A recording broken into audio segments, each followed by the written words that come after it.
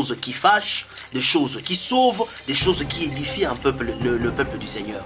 Mais partant un peu de cette conscience que nous avons par rapport à ce que l'apôtre Paul dit, il dit, je vous rappelle frères, l'évangile que je vous ai annoncé, que vous avez reçu, dans lesquels vous avez persévéré et par lesquels vous êtes sauvés.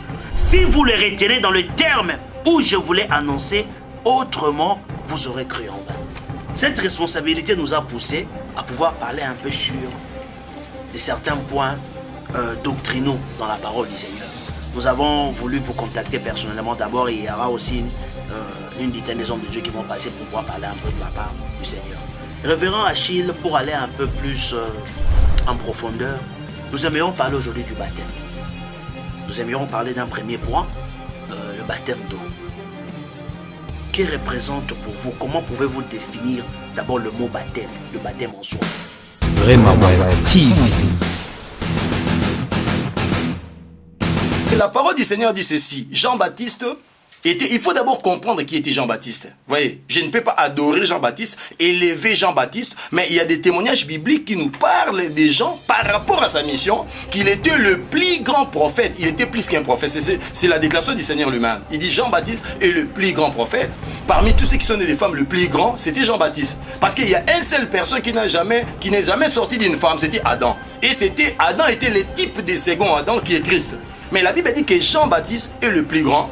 Et par rapport à sa mission, il devait présenter Christ à la nation juive. Il devait faire quoi? Il devait faire accomplir tous les rites et tous les sacrifices de la loi sur la personne de Christ, qui était un agneau préparé par Dieu depuis la fondation du monde pour être immolé. Voilà pourquoi tous ceux qui se présentaient auprès des gens se repentaient de leurs péchés. Christ n'a jamais commis de péché, était là. C'est pourquoi ces jours-là, parce que beaucoup de gens disent que non, à la croix, Jésus a porté nos péchés. Non, Jésus n'a jamais porté nos péchés à la croix. Non, Jésus a porté nos péchés par les baptêmes. C'est ces jours-là où Jésus a porté.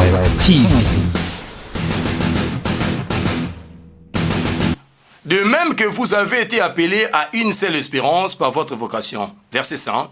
Il y a un seul Seigneur, il y a une seule foi, il y a un seul baptême, et un seul Dieu est Père de tous. Il est au-dessus de tous, agit à travers tous et habite en nous. Donc, je réponds toujours par rapport à ça. Parce que pour mieux répondre à Matthieu chapitre 28, il faut lire ça et nous lirons encore un passage dans 1 Pierre. L'apôtre Paul dit qu'il y a un seul baptême. Vous voyez? Non, mais quand il dit qu'il y a un seul baptême, cela n'insinue pas qu'il y a simplement un seul baptême qui existe. Attendez. Il y a un baptême de Jean, il y a un baptême d'eau, il y a un baptême de l'esprit. Merci il beaucoup. Ne peut pas mais il ça. n'a pas dit seulement, n'a pas seulement dit qu'il y a un seul baptême. Il y a aussi un seul Dieu. Donc quand il a dit ça, c'est pas cela, je vais dire aussi, il n'y a pas seulement un seul Dieu qui existe. Non, mais vous êtes d'accord avec moi, ça ce n'est pas le débat. Mais oui. Le débat de savoir qu'il y a un seul Dieu n'a pas posé un problème. Mais c'est dans ce même contexte, parce que vous sortez les textes de son contexte, vous en faites un prétexte. Parce que quand vous dites, écoutez, quand vous dites que quand il a dit il y a un seul baptême, c'est pas qu'il y a seulement un seul. Je suis juste en train de... Il y a un seul.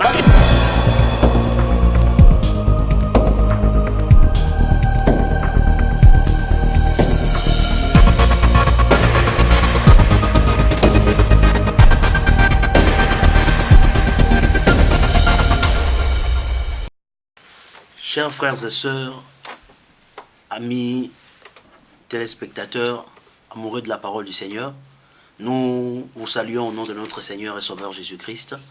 Nous sommes très honorés et très contents aujourd'hui, avec l'opportunité que Dieu nous a donnée de pouvoir parler un peu des choses qui concernent le royaume. Aujourd'hui, nous avons notre invité qui sera avec nous, c'est un habitué de la maison. On aura par la grâce du Seigneur de parler un peu de choses qui concernent le royaume, des choses qui sauvent, des choses qui sont encore importantes pour le salut de quiconque croira. Bien-aimés dans le Seigneur, nous vous remercions pour cela. Nous savons que vous nous suivez très nombreux sur www.remaweb.com. Nous avons notre invité, c'est quelqu'un que nous ne présentons plus. Nous avons le révérend Achille qui est avec nous. Salut révérend. Salut l'homme de Dieu. Merci d'avoir répondu à notre invitation. Merci, je vous remercie aussi. Nous sommes très contents. Il y a une préoccupation que nous avons en parlant un peu de ce qui concerne la doctrine. Nous aimerions parler un peu de la doctrine parce que il y a beaucoup des amalgames qui se font dans la parole du Seigneur. Et par la grâce de Dieu, nous aurons aussi à recevoir d'autres hommes de Dieu que nous aurons à parler un peu à cœur ouvert sur des choses qui fâchent, des choses qui sauvent, des choses qui édifient un peuple, le peuple du Seigneur. Mais partant un peu de cette conscience que nous avons par rapport à ce que l'apôtre Paul dit, il dit, je vous rappelle, frères, l'évangile que je vous ai annoncé, que vous avez reçu, dans lequel vous avez persévéré et par lesquels vous êtes sauvés. Si vous les retenez dans le terme où je vous l'ai annoncé, autrement, vous aurez cru en vain. Cette responsabilité nous a poussés à pouvoir parler un peu sur de certains points doctrinaux dans la parole du Seigneur. Nous avons voulu vous contacter personnellement d'abord et il y aura aussi une dizaine des hommes de Dieu qui vont passer pour pouvoir parler un peu de la part du Seigneur. Révérend Achille, pour aller un peu plus en profondeur, nous aimerions parler aujourd'hui du baptême. Nous aimerions parler d'un premier point, le baptême d'eau. Que représente pour vous, comment pouvez-vous définir d'abord le mot baptême, le baptême en soi? Merci beaucoup, l'homme de Dieu, pour l'invitation que vous m'avez donnée pour pouvoir partager par la grâce de Dieu la grâce qui m'a été donnée par le Seigneur, qui consiste à édifier et à poser les jalons ou bien les fondements de la doctrine en tant qu'apôtre. La doctrine du baptême, c'est ce que la Bible appelle la doctrine du baptême. Oui, le baptême d'eau, non pas seulement pour moi, mais d'après les Saintes Écritures, n'a aucune utilité sous le temps de grâce. Cela veut dire que le baptême d'eau, c'est un baptême qui puise son origine sous la loi de Moïse. Et en temps de grâce, nous n'avons aucun contact, ou bien nous ne trouvons rien de spirituel dans le baptême d'eau parce qu'il est déjà dépassé. Dans le baptême d'eau, c'est un baptême qui a été donné aux Juifs en vue de préparer la première venue de notre Seigneur en Israël. C'était un baptême de repentance pour la préparation de la venue du Seigneur. Mais à vous entendre parler, c'est comme si, pour vous, le baptême d'eau, c'est quelque chose d'anodin qui n'a plus sa raison d'être au temps de l'Église. Mais si nous lisons un peu les Écritures, nous allons voir tel que le Seigneur Jésus, par exemple. On ne peut pas comprendre l'insistance avec laquelle le Seigneur Jésus a insisté pour que lui soit baptisé. Nous trouverons aussi un bon nombre des apôtres qui ont même baptisé les gens au cours de leur mission apostolique. Mais la question serait de savoir, la manière dont vous exprimez les choses, c'est comme si le baptême est anodin. C'est une chose symbolique qui n'a plus de place. Non, ce n'est pas ce que j'ai dit, mais sauf qu'il faudrait que nous soyons vraiment liés à la parole révélée. Dans quel sens? Si vous lisez par exemple dans Matthieu chapitre 3, là où Jean-Baptiste, qui était le grand prophète de ces temps-là, et qui est le plus grand parmi tous ceux qui sont nés des femmes, a prophétisé.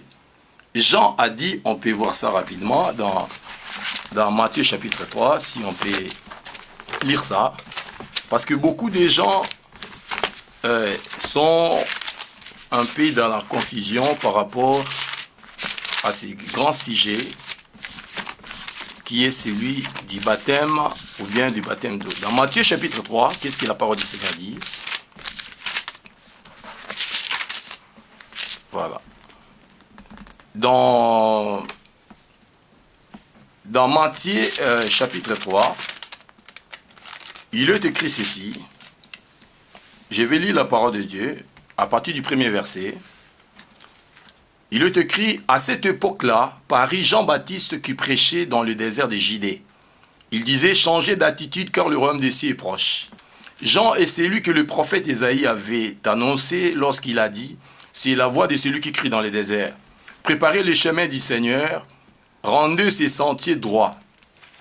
Jean portait un vêtement en poil de chameau et une ceinture de cuir autour de sa taille. Il se nourrissait de sauterelles et de miel sauvage.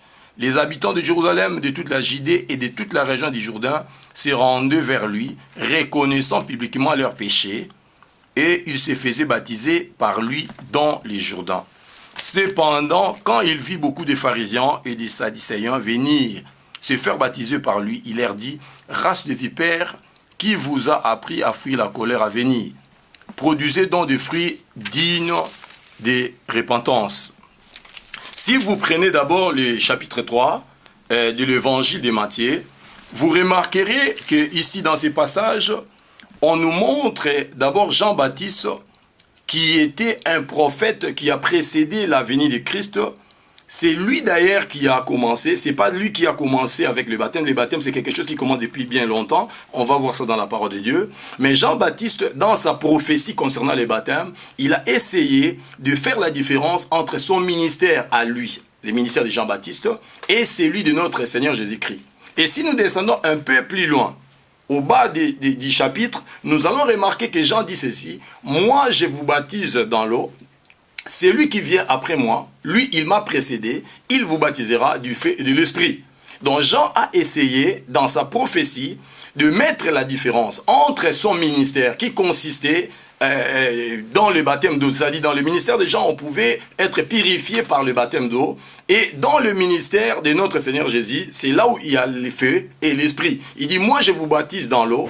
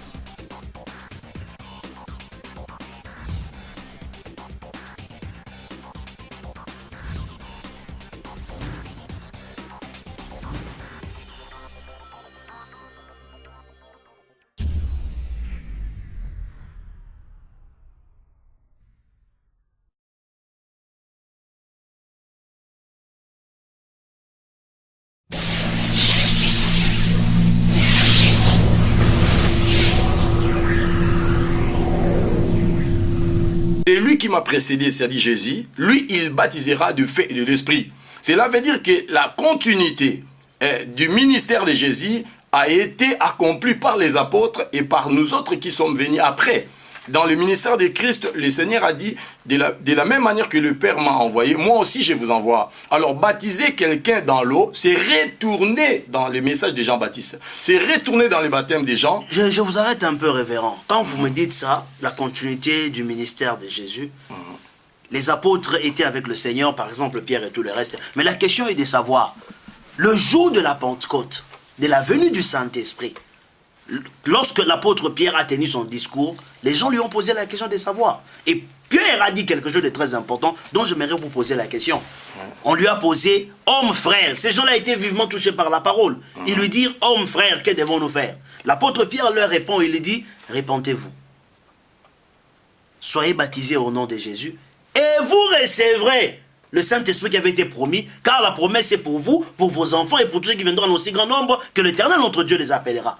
Mais ce même Pierre-là dont vous dites qu'il était là censé continuer le ministère du Christ, ce même Pierre s'adresse aux 3000 personnes qui étaient ce jour-là. Il leur dit, répentez-vous, soyez baptisés au nom de Jésus. De quel baptême parle-t-il? Écoutez, là, il faudrait d'abord faire la différence entre par rapport à la dispensation et à l'œuvre de l'Esprit. Je vais d'abord terminer ma pensée par rapport à Matthieu chapitre 3, et ensuite je donnerai directement la réponse à votre question. Dans Matthieu chapitre 3, il est écrit ceci, Jean-Baptiste dit ceci, il dit, moi je vous baptise dans l'eau, lui il vous baptisera du feu et de l'Esprit.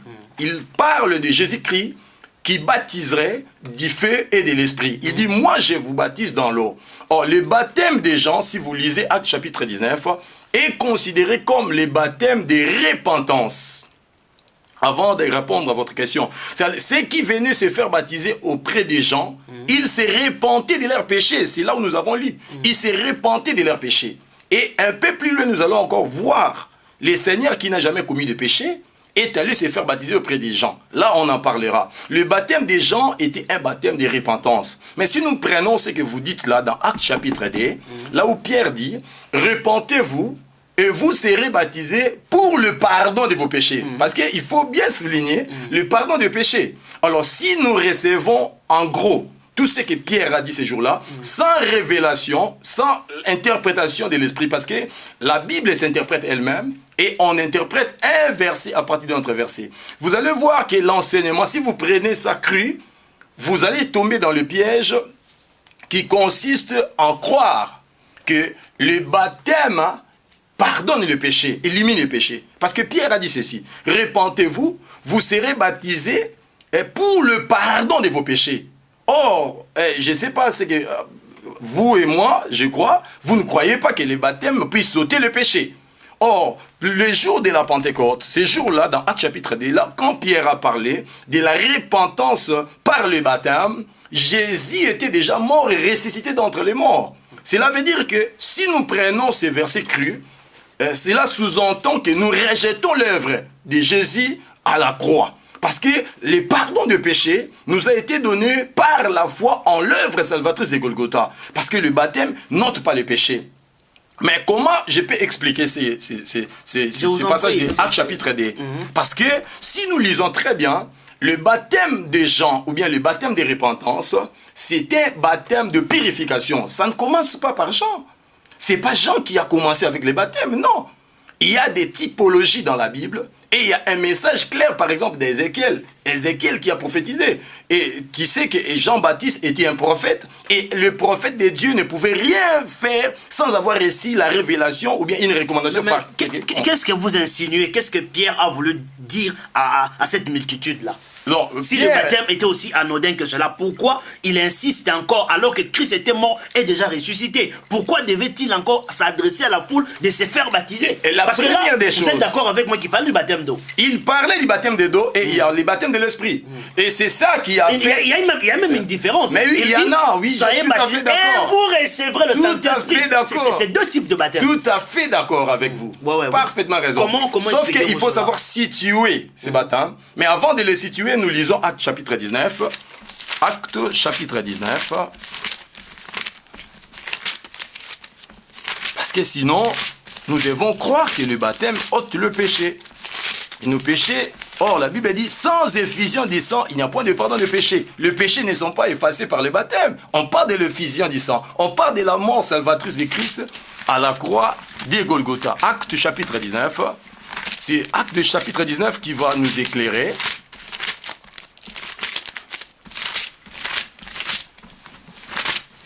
Actes chapitre 19. Voilà. Je lis à partir du premier verset. Pendant qu'Apollos était à Corinthe, Paul arriva à Éphèse après avoir traversé les hautes provinces de l'Asie. Il rencontra quelques disciples et leur dit, « Avez-vous reçu le Saint-Esprit lorsque vous avez cru ?» Il lui répondit, « Nous n'avons même pas entendu parler d'un Saint-Esprit. » Il demanda, « Quel baptême avez-vous donc reçu ?» Il répondit, « Le baptême des gens. » Ces baptêmes-là, les baptêmes d'eau, est aussi appelé les baptêmes des gens dans la Bible. C'est la Bible qui appelle ça les baptêmes des gens, qui n'est pas le baptême de Jésus. Les baptêmes d'eux, c'est appelé le baptême des gens. Alors Paul dit, Jean a baptisé du baptême de repentance. Le baptême Jean, le baptême de repentance, c'est le même baptême. Le baptême d'eau, c'est le même baptême. En disant au peuple de croire en celui qui venait après lui, c'est-à-dire en Jésus, le Messie. Sur ces paroles, ils furent baptisés au nom du Seigneur Jésus-Christ. Lorsque Paul posa les mains, ainsi de suite, ça ne nous concerne pas vraiment. Donc la Bible nous dit ceci, ici dans Actes chapitre 19. Paul a rencontré des gens qui sont considérés comme les disciples d'Apollos, des gens qui avaient reçu le message par Apollos. C'était ici à Corinthe. La Bible dit, Paul a posé la question aux disciples d'Apollos s'ils avaient reçu le Saint-Esprit lorsqu'ils avaient cru. Ces gens-là étaient surpris d'entendre parler du Saint-Esprit parce que c'était pour la première fois qu'ils aient entendu parler de l'Esprit. Il dit, Paul était stupéfait de voir que des disciples zélés qui prêchaient, qui étaient motivés, ils se servaient de la loi de Moïse sans avoir reçu le Saint-Esprit. Alors, il pose la question aux disciples, de quel baptême avez-vous donc été baptisés?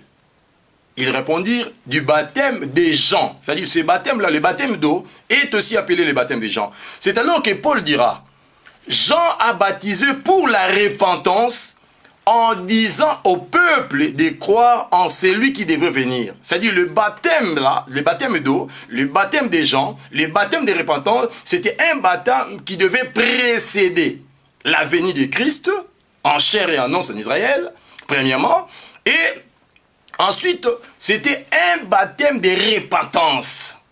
Cela veut dire qu'avant la mort de Jésus, les gens qui voulaient se repentir de leurs péchés devaient se purifier par les baptêmes. Et il a continué encore par ces passages qui nous montrent encore que Jean a prêché la foi en Jésus-Christ. Parce que la plupart des prédicateurs pensent aujourd'hui, quand ils plongent quelqu'un dans l'eau, ils citent le nom de Jésus et ce baptême devient légal, légitime par rapport à la parole de grâce. Mais non, parce que Jean-Baptiste lui-même a prêché la foi en Jésus. Paul a dit, disant au peuple de croire en celui qui devait venir.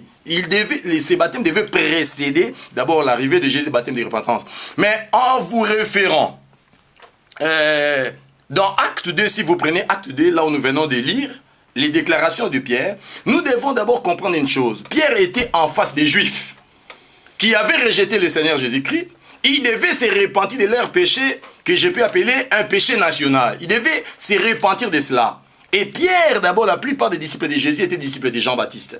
D'abord, et nous allons voir par là que Pierre a rappelé les citations de Paul. Les déclarations de Pierre rejoignent directement ce que Paul dit dans Actes chapitre 19. Il dit ceci, repentez-vous, vous recevez le baptême du Saint-Esprit pour le pardon de vos péchés. Mais je vous arrête un peu. La question par rapport à tout ce que vous êtes en train d'exposer là, la question de savoir, le même, vous savez, de Pierre et de Paul, nous savons, vous et moi très bien, que Paul est venu après. Mais la question de savoir, c'est même Paul dont vous êtes en train de parler, cité dans Acte 19, le même Paul a baptisé des gens. Oui. On peut lire la parole. Repenti on va lire dans la parole. Lisons ce que Paul nous dit ici. On peut prendre dans prenons dans Corinthiens. 1 Corinthiens. Ouais. 1 Corinthiens chapitre 1er. Je m'en irai au verset. Écoutez, c'est que le même Paul dont vous brandissez dit ceci. Je rends grâce à Dieu de ce que je n'ai baptisé aucun de vous, excepté Crispus et Gaius, afin que personne ne dise que je vous ai baptisé en mon nom. J'ai encore baptisé la famille de Stéphanas. Du reste, je ne sache pas que j'ai baptisé quelques autres personnes. Continue la lecture. Non, je m'arrête d'abord ici. Okay. Mais la question est de savoir. À vous entendre parler, c'est comme si vous insinuez que Paul, ils ont commis une erreur auparavant, et maintenant ils ont rectifié leur erreur. Non, à vous entendre parler, ouais, j'ai dit, c'est ce que vous insinuez. Ouais. Mais la question est de savoir, si ce Paul savait aussi bien que vous et moi, que le baptême dont il est en train de dire était anodin, pourquoi doit-il se permettre d'aller baptiser encore de gens? Pour quel motif et pour quelle gloire? Je vais d'abord parler m'appuyer sur ça pour expliquer dans quel contexte Paul a expliqué. Il a parlé de la famille des Stéphanas, des Crispus et des Gaïs dans ces contextes. Et après, je vais donner une réponse claire par rapport à ce que vous comptez être, vous croyez, vous me faites dire que c'est une confusion. C'est pas ce que j'ai dit. Mais je vais d'abord dire... vous entendez, vous parlez, on est unis, ici, dans 1 Corinthiens, Paul était en train de s'attaquer aux enseignements sectaires. Vous voyez, parce qu'il y a des gens qui avaient récit de baptême d'eau par le main de Paul, par d'Apollos, par le main d'Apollos et d'autres personnes, s'étaient égarés, ils se sont créés des petits groupes dans l'église de Corinthe. Maintenant, Paul s'est dédouané de cette responsabilité. C'est pourquoi il dit, vous êtes toujours charnel, d'ailleurs je n'ai baptisé aucun, j'ai rendu grâce à Dieu, ainsi de suite. C'est pour refuser, se dédouaner de cette responsabilité-là, d'avoir formé des gens qui se sont liés à lui, au détriment de la parole de vérité. Mais par rapport à ce que vous dites là, j'aimerais dire ceci. Il faut d'abord, pour situer ce que Paul dit, Pierre d'abord, il faut d'abord commencer par reconnaître ce que Pierre a dit dans Actes chapitre 2 n'a pas de rapport avec ce que nous sommes en train de dire. Si nous recevons cela d'une manière crue, nous croirions que Paul, le baptême d'eau, c'est un baptême qui efface le péché. Or, la Bible dans Hébreux chapitre 9 nous dit, c'est par le fusion du sang, les péchés sont effacés, sans effusion de sang, il n'y a point de pardon des péchés. Nous devons d'abord commencer par croire par là que le baptême d'eau n'efface point de péché. Mais d'après les déclarations de Pierre dans Actes chapitre 2, ces déclarations insinuent, sous-entendent que par le baptême d'eau, le péché d'une personne peut être effacé, ce qui est erroné par rapport à la parole. Alors, pour répondre à cette question que vous venez de poser, il faut d'abord savoir faire la différence entre la grâce et la loi. Il faut d'abord savoir que la grâce et la loi ont coexisté ensemble. Parce que beaucoup de gens pensent quoi? Ils pensent que quand le Saint-Esprit est descendu à la chambre haute, on a tourné une page comme on tourne une page dans un book, dans un livre comme ça. Pas. Maintenant, c'est la grâce qui commence. Non. Il faut d'abord comprendre que la loi et la grâce ont coexisté jusqu'à la destruction du temple de Jérusalem. Parce que beaucoup de gens ont des yeux fixés sur Israël, comme les calendriers prophétiques. Mais ce n'est pas ce que le Seigneur dit. Les calendriers prophétiques, notre calendrier de ces temps, c'est les temples d'Israël et non pas Israël. C'est le temple. Le Seigneur Jésus lui-même a dit ceci, en s'adressant à la femme samaritaine, par rapport au vrai culte. Il dit, vous dites les seuls lieux, c'est à Jérusalem, c'est ce que la femme samaritaine a dit au Seigneur. Vous dites que les seuls lieux, c'est à Jérusalem. Mais le Seigneur dit, nous les Samaritains, nous adorons plutôt à la montagne. C'est alors que le Seigneur dira, ça ne sera ni à Jérusalem, ni à la montagne. Quand le Seigneur a parlé de Jérusalem, il faisait allusion au temple de Jérusalem. Et en l'an 70, après Jésus-Christ, quand le temple a été détruit, c'est à ce moment-là que les temps des nations ont commencé. Les temps des nations ont commencé. Et si vous allez voir dans Actes chapitre 15, on peut lire ça, vous allez voir que les disciples qui avaient reçu le Saint-Esprit continuent encore à vivre sous la grâce et sous la loi de Dieu. Jusqu'à un certain moment, quand ils ont reçu la plénitude, la destruction du temple, c'est alors qu'ils ont compris la position de la parole par rapport à la grâce et à la loi. Si nous pouvons prendre Actes chapitre 15, pour voir un peu ce que la parole du Seigneur dit. Donc vous insinuez que la grâce et la loi ont coexisté ensemble, ça dit qu'il y a eu quelque part, ces gens-là ont commis quand même des erreurs en faisant... Ils n'ont pas commis d'erreur, mais le problème, c'est la révélation progressive. Le Seigneur a révélé, le fondement n'a jamais été posé en un seul jour. Vous n'avez pas vu dans la parole, vous savez que les apôtres, après avoir reçu le Saint-Esprit, ils continuaient à prier au temple. Les jours où ils sont allés au temple, ils ont guéri quelqu'un à la porte, la belle. Ils s'est rendu au temple des Juifs. C'était après avoir reçu le Saint-Esprit. N'avez-vous pas lu dans les Écritures que Pierre, qui avait reçu le Saint-Esprit, à qui on a donné même les clés pour ouvrir l'évangile vers les nations, les païens, les Juifs plutôt, il a esquivé pendant qu'il était encore avec les païens. Voyez, non, mais ça c'est l'hypocrisie humaine. Mais ça n'a rien à voir avec sous la grâce, dans c'est l'hypocrisie humaine. Avant de lire Actes chapitre 15, dans Actes chapitre 10, chez Corneille, Dieu a envoyé Pierre chez Corneille pour aller prêcher la bonne nouvelle. Qu'est-ce que Pierre a dit quand il est arrivé chez Corneille? Pierre va dire que non, vous savez tout ce qu'il est interdit à un juif d'entrer dans une maison de païens. Mais lui qui avait déjà reçu le Saint-Esprit, il n'avait pas encore compris que la dispensation a changé. Cela veut dire que ces gens-là continuent toujours à vivre sous la loi. Et nous allons voir dans Actes chapitre 15 que les Juifs qui avaient reçu l'évangile sous la grâce continuaient à vivre sous la loi, mais ils avaient refusé d'imposer aux gentils qui ont reçu l'évangile de se conformer à la loi de Moïse. Et ce qui était quelque part, on peut dire, erroné. Apôtre, un instant, j'aimerais qu'on aille un peu mollo pour tous ceux qui nous suivent, qu'on essaye un peu de comprendre où est-ce que vous voulez en venir. Quand vous nous dites, je vous arrête un peu, vous allez continuer après, mais quand vous vous insinuez pour dire que la grâce, moi ce qui m'a intrigué, c'est quand vous dites la grâce et la loi ont coexisté, cohabité ensemble, ça remet beaucoup de choses en question. C'est comme si vous insinuez pour dire que à cette époque-là, ces gens-là n'étaient pas éclairés, ils n'y connaissaient pas trop et qu'ils ont reçu la connaissance d'une manière progressive. Je vais d'abord vous dire une chose par rapport à ce que vous dites là. Pierre, qu'est-ce qu'il dit par rapport au ministère de Paul? Vous savez très bien que Paul a été combattu par ses frères apôtres baptisés de l'Esprit. Pierre a eu du mal à être accepté par les apôtres. C'est après Paul plutôt, après 14 ans de ministère, c'est alors que les apôtres ont reconnu le ministère de Pierre, de Paul. Et Saint Pierre lui-même dit ceci: nous savons tous la grâce que le Seigneur a posée sur notre bien-aimé frère Paul. Il enseigne des choses difficiles à comprendre, au point où les gens qui sont mal affermis tordent l'essence des Saintes Écritures. C'est-à-dire, Paul a été combattu par ses propres frères. Quand Paul disait « moi aussi j'ai vu le Seigneur », c'était par rapport à son acceptation du ministère. Quand Paul disait « d'ailleurs je suis le moindre des apôtres », c'était par rapport à toutes ces histoires-là.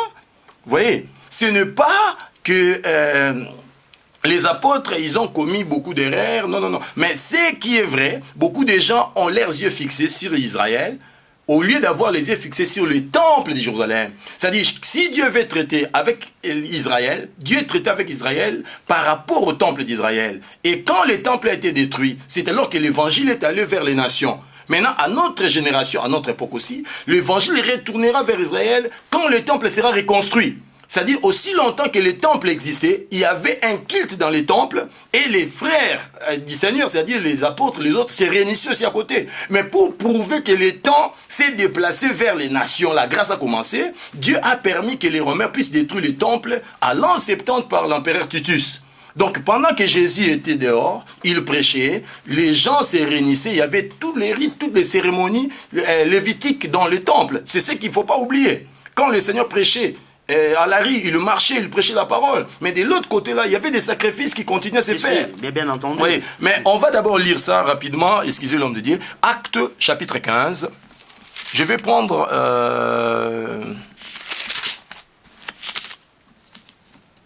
Voilà, je prends... Bon, je prends seulement à partir du verset 6 parce qu'il y a beaucoup de choses à dire. Les apôtres et les anciens se réunissent pour examiner cette question. Il y eut une longue discussion. Pierre se leva alors et leur dit: mes frères, vous savez que dès les premiers jours, Dieu a fait un choix parmi nous. Il a décidé que les non-juifs entendraient par ma bouche la parole de l'évangile et croiraient. Et Dieu qui connaît le cœur leur a rendu témoignage en leur donnant le Saint-Esprit comme à nous. Il n'a fait aucune différence entre eux et nous, puisqu'il a purifié leur cœur par la foi. Maintenant donc, pourquoi provoquer, dit, en imposant aux disciples des exigences que ni nos ancêtres, ni nous n'avons été capables de remplir? On impose aux disciples la loi qu'eux n'étaient pas capables de respecter. C'est ce que Pierre dit. C'était sous la grâce. Il y a eu des gens qui continuent à vivre sous la loi. Et verset 11 dit ceci: nous croyons au contraire que c'est par la grâce du Seigneur que nous sommes sauvés, tout comme eux. Toute l'assemblée garda le silence et l'on écouta Barnabas et Paul raconter tous les signes miraculeux et le prodige que Dieu avait accompli par leur intermédiaire au milieu des non-juifs. Lorsqu'ils eurent fini de parler, Jacques prit la parole et dit: mes frères, écoutez-moi. Simon a raconté comment, dès le début, Dieu est intervenu pour choisir parmi les nations un peuple qui porte ce nom. Cela s'accorde avec le prophète, puisqu'il est écrit: après cela je reviendrai, je relèverai de la chute de la tente de David, je réparerai ses ruines et je la redresserai. Alors les restes des hommes cherchera le Seigneur, ainsi de suite. Alors ici, on dit, c'est dans le verset 19, c'est pourquoi je pense, là c'est Jacques qui parle, qu'on ne doit pas créer des difficultés aux non-juifs qui se tournent vers Dieu.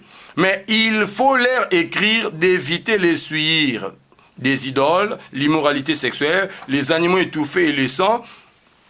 Oui, et le sang. Et en effet, depuis bien des générations, dans chaque ville, des hommes prêchent la loi de Moïse, puisqu'on la lit chaque sabbat dans les synagogues. Vous voyez?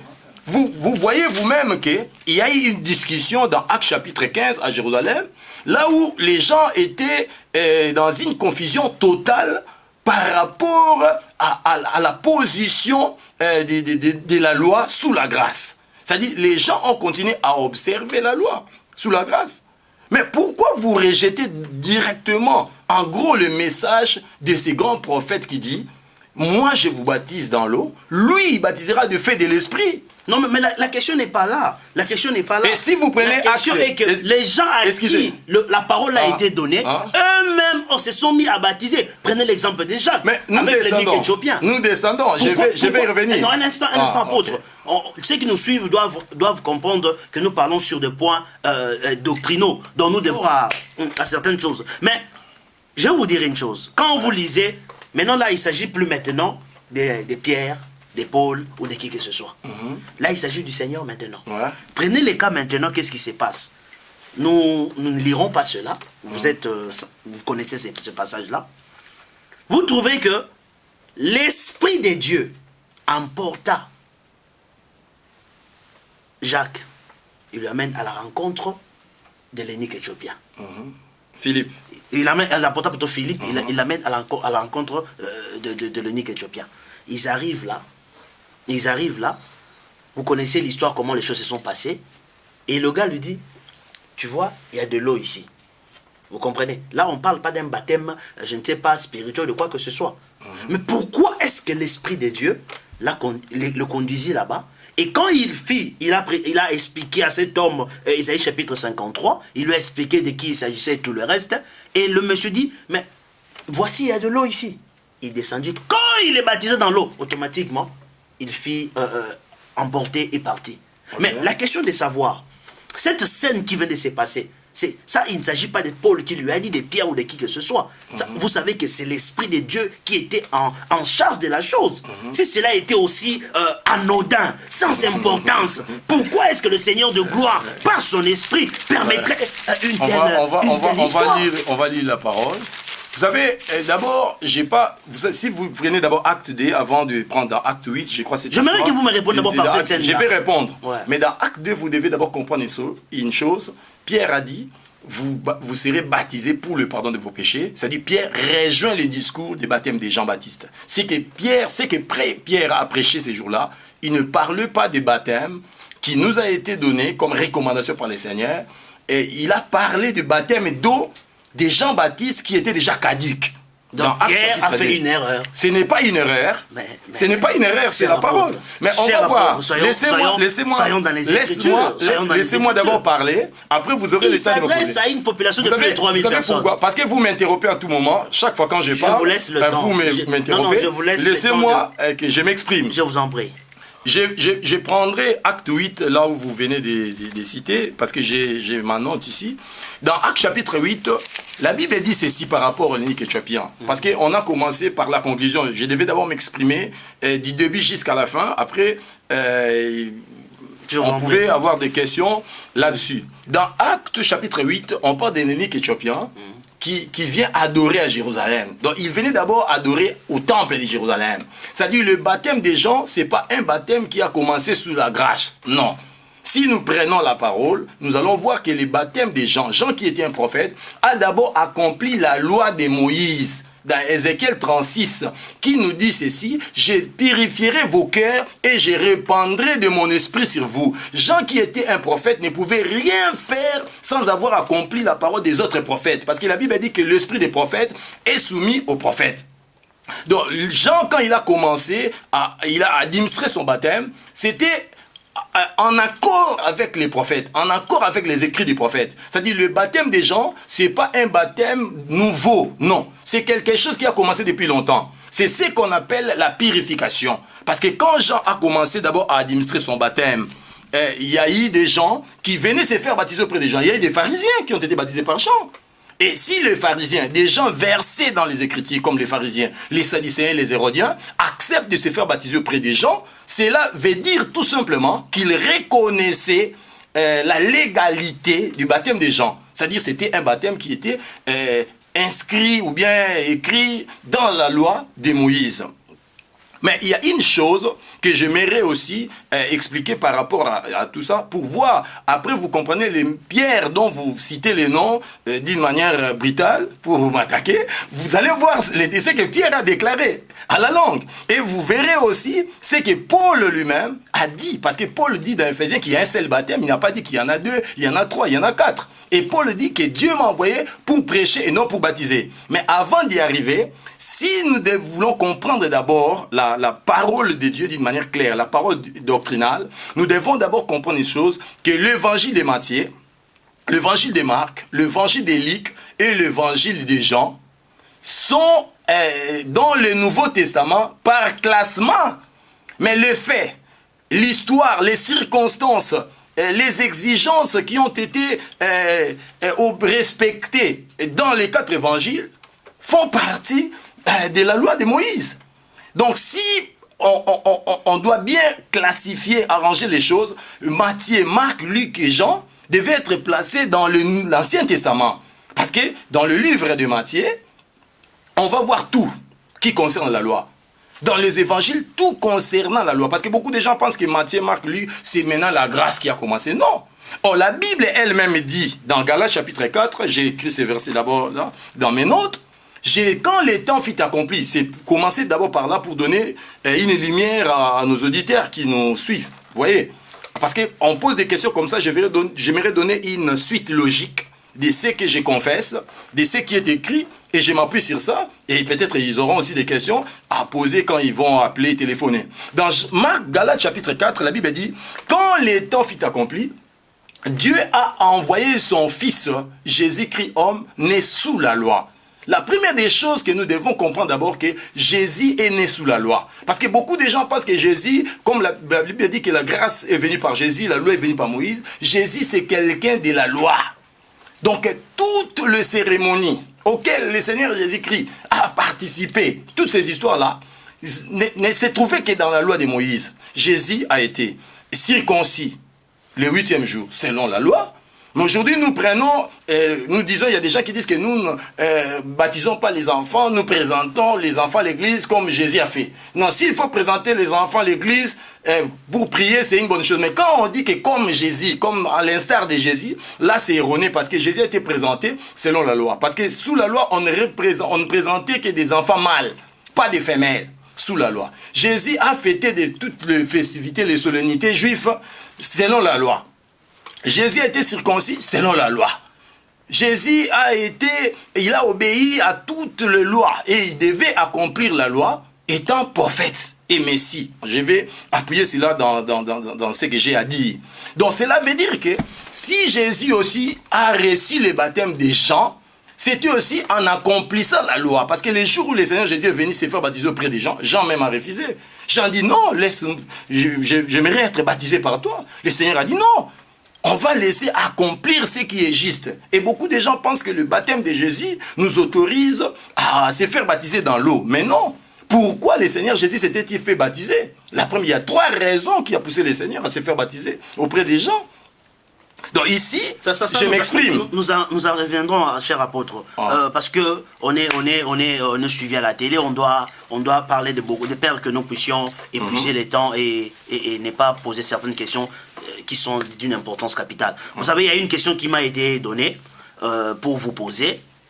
Quelqu'un veut savoir quelle interprétation vous donnez à ce passage de Colossiens, de Colossiens chapitre 2. Colossiens chapitre 2 au verset 12e. La Bible dit, ayant été ensevelis avec lui par le baptême, vous êtes aussi ressuscités avec lui et avec lui par la force et la puissance de Dieu. La question est de savoir de quel baptême parle-t-on ici. Vous savez, quand les gens disent que ayant été ensevelis par lui par le baptême, c'est parce que les gens pensent d'abord en l'ensevelissement physique, Mais si vous prenez même la version grecque, vous allez voir, on ne parle pas de l'ensevelissement, on parle de l'engagement, on parle du nettoyage, on parle de plusieurs choses. Parce que le Seigneur n'est jamais mort par le baptême, il est mort d'abord à la croix. Vous voyez, il y a des gens qui font une interprétation pour dire que non, on nous sommes ensevelis avec le Seigneur par son baptême. Mais ce n'est pas ce que la parole dit. La Bible dit, c'est dans sa mort que nous avons été baptisés. C'est ce que l'apôtre Paul dit, c'est dans sa mort que nous avons été baptisés. C'est Paul qui le dit. Mais oui, c'est dans sa mort que nous avons été baptisés. On était ensevelis, c'est-à-dire engagés.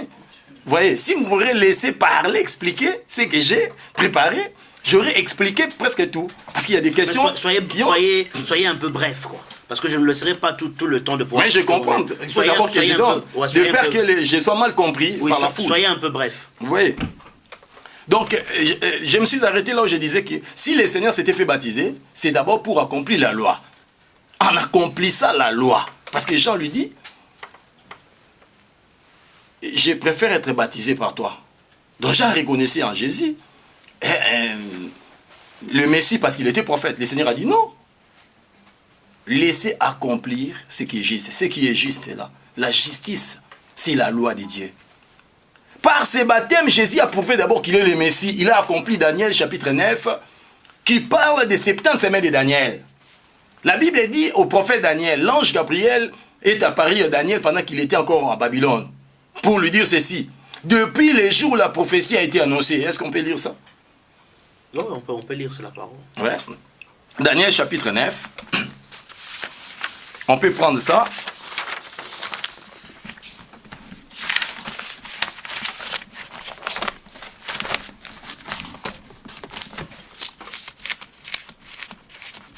Je crois à partir du verset 27, si je ne me trompe pas.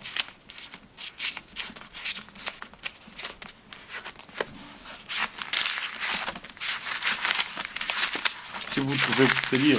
Daniel chapitre 9, verset 27. Oui, à partir du verset 25 jusqu'au 27. Sachez-les donc et comprends. Depuis le moment où la parole a annoncé que Jérusalem sera rebâtie jusqu'à loin au conducteur, il y a 7 semaines. Dans 62 semaines, les places et les fossés seront rétablis. Mais en 2 temps fâcheux. Après les 62 semaines, un ouin sera retranché et il n'aura pas de successeur. Le peuple d'un chef qui viendra détruira la ville et les sanctuaires et sa fin arrivera comme par une inondation. Il est arrêté que les dévastations dureront jusqu'à terme de la guerre. Il fera une solide alliance avec plusieurs pour une semaine et durant la moitié de la semaine. Là vous pouvez laisser tomber. Daniel dit ceci. Daniel a prié pour savoir quand est-ce que Dieu va libérer le peuple de la captivité. C'est alors que Dieu va envoyer un ange qui va dire à Daniel ceci. Depuis les jours où la parole est sortie, jusqu'au Saint, au Messie. C'est-à-dire il y a eu 7 semaines et 62. C'est-à-dire 69 semaines. Et tous ceux qui lisent la parole prophétique, tous ceux qui ont la connaissance, qui ont des lunettes prophétiques, savent que le Christ, le jour où il a reçu son baptême, parce que la Bible dit, il sera loin ce jour-là, le Messie. C'est-à-dire, c'est la 69e semaine de Daniel. Et c'est là où Jésus-Christ a reçu même son baptême, pour prouver qu'il était le conducteur, c'est-à-dire le Messie. Selon les témoignages de la parole, si nous lisons la parole, nous allons voir même ce que la parole dit, qu'après son baptême, Jésus a été loin. On a vu ça dans la parole de Dieu. Pour accomplir réellement qu'il était le Messie. Il y a beaucoup de détails là-dessus. Là, peut-être, c'est qu'ils liront le livre qui sera publié prochainement.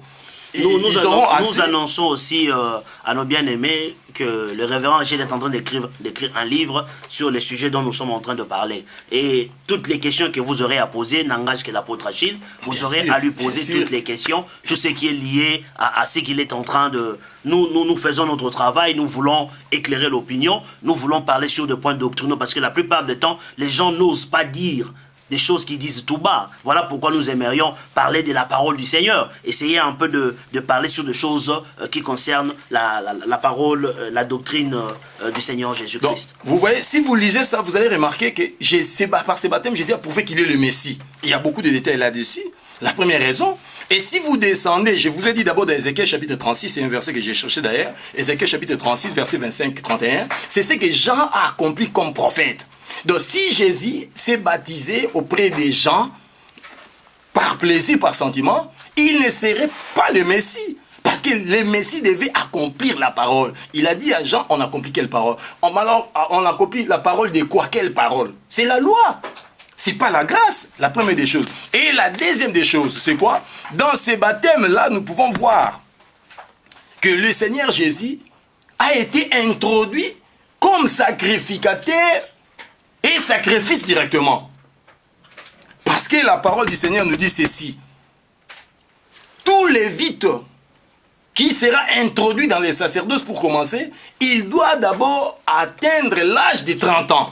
Et c'est ce que nous voyons aussi dans le baptême de Jésus. Il y a quelques points que j'ai soulevés ici. On devait avoir 30 ans, de 30 à 50 ans, là où on peut voir ça dans Nombre chapitre 4. Et le Seigneur avait 30 ans, les jours de son baptême. Et les Lévites doivent être consacrés par un rituel de purification très bien connu des Juifs. C'est ce que la parole dit. Il devait être purifié par un rituel de consécration. Et là, on peut voir ça dans Nombre chapitre 8, selon la loi toujours. Et il y a encore une autre chose. Et les Lévites qui doivent être introduits, devaient être introduits par un autre souverain sacrificateur. Et nous savons tous que les sacerdoces sous la loi de Moïse étaient transmissibles. Et Jean-Baptiste était aussi souverain sacrificateur. Il a reçu cette autorité par son père, Aaron. Et puis Aaron et Zacharie, son père direct biologique, c'était Zacharie. Donc vous pouvez voir ça, et la parole du Seigneur nous dit ceci, quand on a l'âge de 30 ans, et cet homme-là, les Lévites, devaient être appelés par Aaron. Là, on peut voir ça dans Exode. C'est Aaron, Exode chapitre 28, verset 1, peut être appelé. Voilà pourquoi ces jours-là, les jours du baptême de notre Seigneur Jésus-Christ, on a appelé le Seigneur, non pas par Aaron, mais depuis le haut du ciel. Il y a eu un appel, celui-ci est mon fils. C'était aussi l'appel de notre Seigneur Jésus-Christ. Donc, on devait asperger, selon Exode, l'aspersion. On devait asperger. Donc, par là, j'ai dit, il y a des confusions. Les uns disent que non, le baptême, c'est d'immersion. Les autres disent que non, c'est aspersion. Et l'immersion et l'aspersion n'ont aucun sens pour l'instant, parce que le seul baptême reconnu, c'est le baptême de l'Esprit. Parce que nous avons reçu la parole, c'est la parole qui nous purifie. Mais nous ne sommes pas encore sous la loi pour obéir à une loi qui est déjà caduque. Mais la question... Il y a encore un point. Ouais, j'aimerais qu'on reste un peu là-dessus. Si, parmi le fait que vous avez énuméré là-dessus, si le baptême des gens était un baptême en vue de la repentance pour le pardon de péché et tout le reste, mais les raisons que vous venez de donner, mais pourquoi le Seigneur Jésus-Christ a-t-il accepté de se faire baptiser? La troisième... Avait-il péché? C'est la troisième raison qui a poussé le Seigneur à se faire baptiser auprès des gens. C'était quoi? C'était le baptême d'identification ou bien le baptême d'expiation. Parce que tous ceux qui se rendaient auprès des gens pour se faire baptiser, ils se repentaient de leurs péchés. Le Seigneur n'a jamais commis de péché. Pourquoi va-t-il encore se faire baptiser auprès des gens? Lui qui était saint, lui qui était parfait, lui qui n'a jamais commis de péché. C'était pour maintenant accomplir la parole. Et la parole du Seigneur dit ceci. Jean-Baptiste était... Il faut d'abord comprendre qui était Jean-Baptiste. Vous voyez, je ne peux pas adorer Jean-Baptiste, élever Jean-Baptiste, mais il y a des témoignages bibliques qui nous parlent des gens par rapport à sa mission, qu'il était le plus grand prophète. Il était plus qu'un prophète. C'est la déclaration du Seigneur lui-même. Il dit Jean-Baptiste est le plus grand prophète. Parmi tous ceux qui sont des femmes, le plus grand, c'était Jean-Baptiste. Parce qu'il y a une seule personne qui n'est jamais sortie d'une femme, c'était Adam. Et Adam était le type de second Adam qui est Christ. Mais la Bible dit que Jean-Baptiste est le plus grand. Par rapport à sa mission, il devait présenter Christ à la nation juive. Il devait faire quoi? Il devait faire accomplir tous les rites et tous les sacrifices de la loi sur la personne de Christ, qui était un agneau préparé par Dieu depuis la fondation du monde pour être immolé. Voilà pourquoi tous ceux qui se présentaient auprès des gens se repentaient de leurs péchés. Christ n'a jamais commis de péché, était là. C'est pourquoi ces jours-là, parce que beaucoup de gens disent que non, à la croix, Jésus a porté nos péchés. Non, Jésus n'a jamais porté nos péchés à la croix. Non. Jésus a porté nos péchés par les baptêmes. C'est ces jours-là où Jésus a porté le péché de l'humanité. Les jours après, Jean-Baptiste va présenter le Seigneur et dit, voici l'agneau qui ôte le péché. Mais quand est-ce qu'il a ôté le péché? J'aimerais d'abord poser un peu la question. Oui. Vous insinuez que dans le zoo du baptême, c'est là que Jésus a porté le péché. Mais bien sûr, parce que l'agneau de Dieu, qui devait être en contact avec les sacrificateurs, l'agneau qui devait porter le péché avant d'être immolé. Il ne pouvait pas porter le péché sur l'autel, parce que la croix c'est l'autel. L'agneau devait porter le péché. La preuve aussi que Jésus a porté nos péchés avant sa mort à la croix. Si vous lisez Jean chapitre 8, qui nous parle de la femme adultère. Les jours où cette femme a péché, on a amené cette femme devant le Seigneur. On demande au Seigneur Jésus de détruire, de lapider cette femme selon la loi. Et le Seigneur va dire ceci. Qui d'entre vous, lequel n'a jamais commis de péché, qu'il prenne une pierre et la jette sur la femme? Et la Bible dit que personne pouvait encore parler de la condamnation selon la loi de Moïse. Tout le monde s'est retiré. Mais si le Seigneur lui-même, qui n'a jamais commis de péché, pourquoi n'a-t-il pas pris la pierre pour jeter sur cette femme? Parce que le Seigneur avait déjà porté le péché de l'humanité sur lui. Et si nous lisons aussi dans Matthieu chapitre 8, il y a un verset dans Matthieu chapitre 8 qu'on peut quand même lire, qui va encore nous éclairer rapidement. Un verset dans Matthieu chapitre 8. Matthieu chapitre 8. Je vais chercher le verset.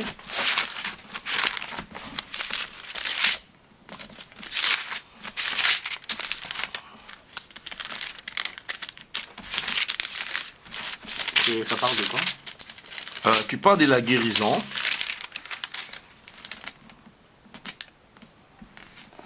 Matthieu 8, verset 14. Voilà. Nous prenons les 14 jusqu'au 16e verset. Jésus s'est rendu ensuite à la maison de Pierre, dont il vit la belle-mère couchée et ayant la fièvre. Il toucha sa mère et la fièvre la quitta. Puis elle s'éleva et le servit. Le soir, on amena auprès de Jésus plusieurs démoniaques. Il chassa les esprits par sa parole et guérit tout le malade.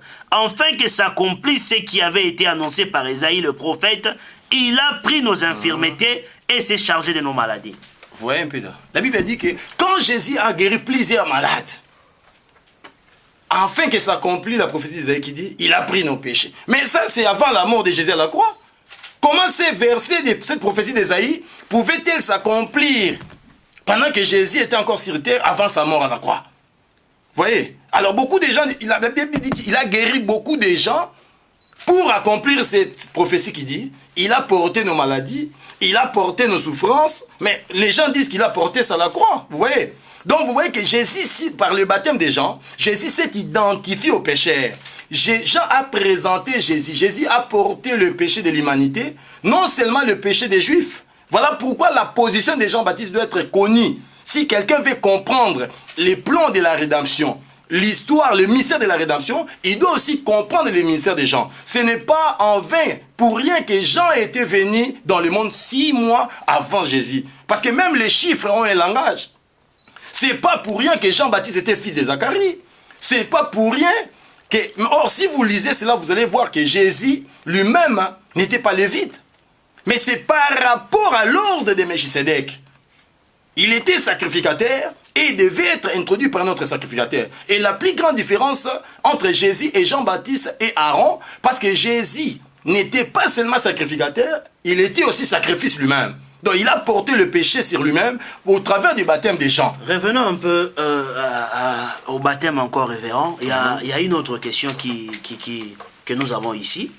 Dans Matthieu chapitre 28, c'est là où nous allons essayer un peu de comprendre si le baptême semble aussi anodin que vous avez excusez-moi, la prétention de le dire. On va lire Matthieu chapitre 28 pour voir un peu, comme le disent les Anglais, the Great Commission, l'ordre suprême que beaucoup des enfants de Dieu confessent. La Bible dit ici dans Matthieu chapitre 28, la Bible dit ceci, au verset 19, « Allez faites de toutes les nations des disciples, le baptisant au nom du Père, du Fils et du Saint-Esprit, et enseignez-leur à observer tout ce que je vous ai prescrit. Et voici, je suis avec vous tous les jours jusqu'à la fin du monde. » Mais la question que j'aimerais vous poser, révérend, est la suivante. Je peux comprendre, je n'insinue rien. Je peux comprendre quand quelqu'un me dira, par exemple, vous savez, Pierre a dit telle chose parce qu'il était juif. Tel a dit quelque chose, c'était sur le plan émotionnel. Toute personne peut réagir d'une manière ou d'une autre. Mais ici, il s'agit du Seigneur de gloire. C'est lui-là qui ne commet jamais d'erreur. C'est lui-là qui ne connaît ni ombre de variation ni changement. C'est lui-là qui est stable dans tout ce qu'il dit et il ne se répond pas.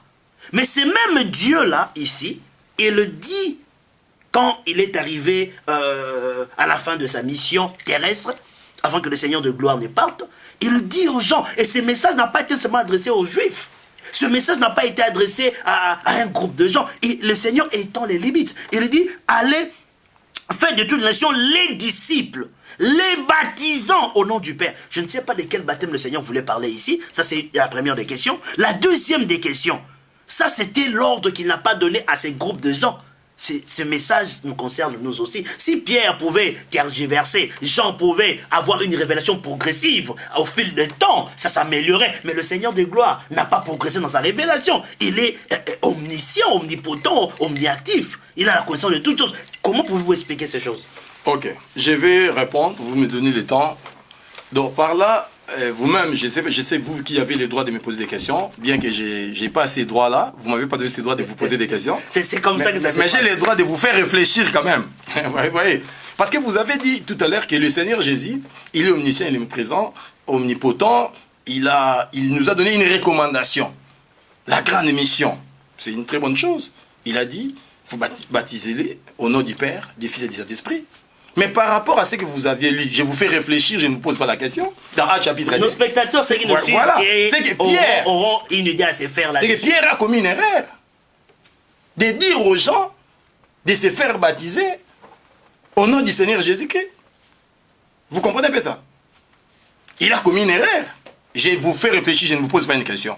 Ok, parce que c'est vous qui avez le droit de me poser. Je ne suis pas censé répondre à ouais. Parce que vous m'avez dit non, Pierre a dit ceci. Pierre a dit vous recevez le pardon des péchés, vous le pardon des péchés au nom de Jésus-Christ. Ce sont des questions qui se posent. Alors les jours qui sont Pierre, au débat. voilà pourquoi. Vous qui êtes les anti-baptêmes. Non, je ne suis pas un anti-baptême. Et les pro-baptêmes je crois que aussi. les baptêmes d'eau a existé pour Israël, les baptêmes d'eau pour Israël. Pour nous, c'est le baptême de l'esprit. Il y a trois choses qui rendent témoignage. J'aimerais, révérend, vous dire quelque chose, parce que les gens risquent de se perdre dans le débat. On va essayer un peu de canaliser les choses. Le révérend Achille insinue que le baptême d'eau... C'est la parole, ce n'est pas moi. Il y a le ce qui prouve aussi par la parole. Le révérend Achille insinue que le baptême d'eau, pour l'heure actuelle, c'est-à-dire au temps de l'Église, n'a plus sa raison d'être. Elle est anodine, plutôt il est anodin aujourd'hui le baptême. Donc le baptême d'eau était pour le pardon du péché, tout ce baptême des gens. Mais Christ est déjà mort. La repentance, c'est par la foi en l'amour de Jésus. Christ, mais pourquoi a-t-il donné cette mission? Voilà pourquoi je vous réponds maintenant. Oui. Vous dites, mais le Seigneur Jésus a envoyé les gens, il dit, faites de toutes les nations des disciples en les baptisant au nom du Père, du Saint-Esprit et du Fils, enseignez-leur ce que je vous ai prescrit. Retournons vraiment. Si vous lisez, laissez-moi parler un peu. Si vous prenez ces passages de Matthieu chapitre 28, en français, en anglais, en espagnol, en grec, en araméen, il n'y a aucune goutte d'eau dans ça. Le plus grand problème, c'est quoi? C'est parce que les gens, pour eux, le mot baptême, c'est baptizo, veut dire plonger dans. C'est ça qui détruit le monde. Voyez? Le mot baptême, ça veut dire plonger dans. Si baptême veut dire plonger dans, d'emblée, tout court, cela veut dire baptême d'eau, c'est plonger dans l'eau. Baptême de l'esprit, c'est plonger dans l'esprit. Baptême de fait, c'est plonger dans le fait. Il y a aussi le baptême des souffrances. Vous voyez, dans la parole de Dieu, il y a des gens qui se faisaient baptiser pour les morts. Ils avaient une certaine croyance. Le mot baptême veut dire plonger dans, comme vous... Je ne sais pas si c'est ce que vous dites, vous confessez. Plonger dans. Le mot baptême veut dire nettoyer. Le mot baptême veut dire engager, veut dire remplir. Parce que les jours où la Bible dit, ils firent baptisés de l'esprit. Ils n'étaient pas plongés dans l'esprit, mais ils étaient remplis. Parce que le mot baptême a plusieurs significations. Mais les gens ont pris seulement Mais baptême dans le cas connaissance. d'espèce. J'ai continué, je m'explique. Je devais d'abord commencer par expliquer. Vous voyez, je devais d'abord, parce qu'il y a une définition que Saint-Pierre lui-même nous a donnée dans la parole. Parce qu'aujourd'hui, il y a des gens qui se fient plus au dictionnaire biblique, à la concordance biblique, aux commentaires des gens qui, peut-être, n'ont pas reçu une autorisation divine de pouvoir interpréter les interprétations divines. Vous voyez, les gens ont un dictionnaire biblique et ils s'appuient sur ça. Mais il y a des définitions bibliques dans la parole. On va voir comment les apôtres eux-mêmes ont défini les baptêmes. Ici, ce que le Seigneur a dit, c'était quoi? D'abord, il dit, faites de toutes les nations des disciples en les baptisant. D'abord, on ne devient pas, je vais expliquer ça. On ne devient pas disciple par le baptême d'eau. Le Seigneur lui-même a dit dans sa parole, si quelqu'un veut devenir mon disciple, il doit faire quoi? Il doit saillir lui-même, détruire les moi. Si quelqu'un veut devenir mon disciple, il doit abandonner sa famille. Si quelqu'un veut devenir mon disciple, il doit porter sa croix. La condition d'abord pour devenir disciple, ce n'était pas d'abord ça. D'abord ça, je vais expliquer la parole du Seigneur. Les gens des nations, le païen, qui devaient recevoir la parole, c'était d'abord des gens qui n'ont jamais compris la divinité. C'était des gens à plusieurs croyances. C'était des polythéistes. Si le message a été donné aux apôtres pour aller plonger dans l'eau, tous ceux qui croiraient, cela d'abord démontre, cela veut dire que le Seigneur nous a encore renvoyés dans les baptêmes des gens. Parce que Jean lui-même a dit, les baptêmes d'eau c'est lui, Jésus c'est dans l'eau, dans le feu et dans l'esprit. Si le Seigneur a dit, il a parlé de l'eau dans ces passages, c'est que le Seigneur et Jean nous ont trompés. Sa Bible nous a troublés, donc il nous a renvoyé vers Jean-Baptiste, Jean-Baptiste nous a renvoyé vers le Seigneur. Non, ça devient une confusion. Apôtre, mais je m'explique. Je suis en train de répondre lentement et tranquillement pour ne pas troubler les gens. Nous avons vu le temps.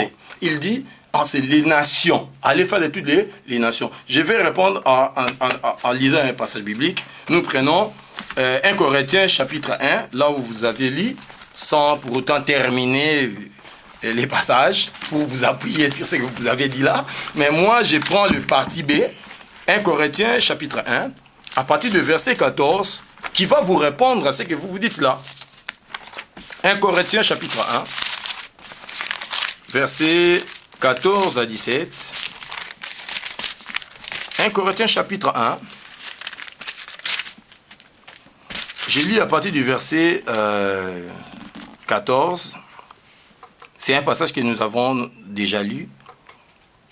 Il est écrit, « Je remercie Dieu de ce que je n'ai baptisé aucun de vous, excepté Crispus et Gaïs.